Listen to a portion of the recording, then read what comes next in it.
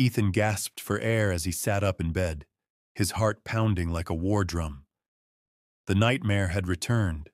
The same dream, the same voice. Find me. The voice belonged to a boy, one he didn't recognize, yet felt he should. Every night the same dream, a foggy road, a crumbling house, and a silhouette standing in the distance. The boy would turn, eyes hollow, mouth moving, whispering those two words. Ethan had never spoken of it, not to his parents, not to his friends, until today. At school, Ethan's hands trembled as he flipped through an old yearbook in the library. Something had drawn him to it. The pages smelled of dust and time, and as he turned them, his breath caught in his throat. There. A picture of a boy. The same boy from his dream. His name was printed beneath the photograph. Daniel Carter. Ethan frowned. He knew every student in his school, but this name, it didn't belong. He'd never heard of Daniel Carter before.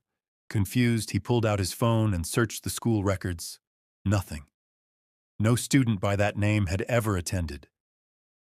A chill crept down his spine. Determined, Ethan asked around. Hey, do you know a kid named Daniel Carter? His friends shook their heads. No one remembered him. No teachers, no students, no one. It was as if Daniel had never existed, but Ethan refused to let it go. That night, he broke into the school's archives. He found an old student list, the pages yellowed with age. His fingers traced the names, and then he saw it. Not just one name, 10 names, all of them marked as missing, all of them erased from memory. Daniel Carter was just one of them. Ethan's blood ran cold. That night, the dream changed. Ethan was back in the abandoned house, the walls covered in strange, shifting symbols. The air was thick with whispers. They took us.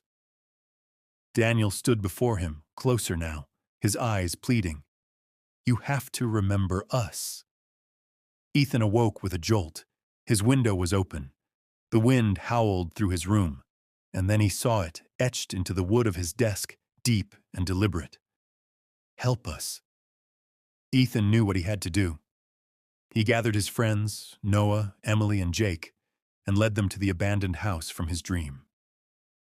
It stood at the edge of town, surrounded by dead trees. The door creaked open. The house smelled of decay. Then they heard it. Footsteps upstairs. Ethan's pulse hammered as they climbed the steps, each creak of the wood sending shivers down their spines. The attic door was slightly ajar. Inside, dust floated in the dim light, and at the center of the room stood an old mirror, cracked and worn. Ethan stepped closer. His breath caught. Their reflections weren't their own. The faces staring back were of the missing children. And then Daniel spoke.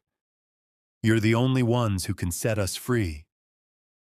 The mirror shattered. A gust of icy wind engulfed them, and the whispers grew louder. The next morning, Ethan woke up with a headache, memories swirling in his mind. He rushed to school, desperate to check the yearbook again.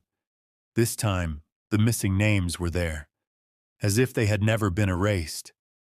His heart pounded with relief. It was over, or so he thought. That night, Ethan sat on his bed, staring at his reflection in the mirror. It was just him. Or was it? He leaned in closer. His reflection blinked, a second too late. And then, in the silence of the room, a whisper crawled into his ear. You let them out, but not all of them were meant to return. The air turned ice cold. From the corner of his room, something moved. And this time, it wasn't a dream. The end.